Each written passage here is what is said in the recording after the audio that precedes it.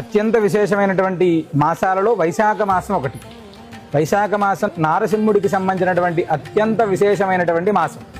ఈ మాసంలో రోగ రుణ శత్రుబాధలు ఏ ఉన్నప్పటికీ కూడా వైశాఖ శుద్ధ పాడ్యమి నుంచి పౌర్ణమి దాకా ప్రతిరోజు కూడా సాయంత్రం ఇంట్లో దీపారాధన చేసి పానక నివేదన అనేటువంటిది నిర్వహించి నృసింహ అష్టోత్తర శతనామ స్తోత్రాన్ని చదువుకోవడం లేదా నృసింహస్వామి వారికి సంబంధించినటువంటి నృసింహ మూలమంత్రాన్ని 108 సార్లు పారాయణం చేసుకోవడం అనేటువంటిది అత్యంత విశేషం.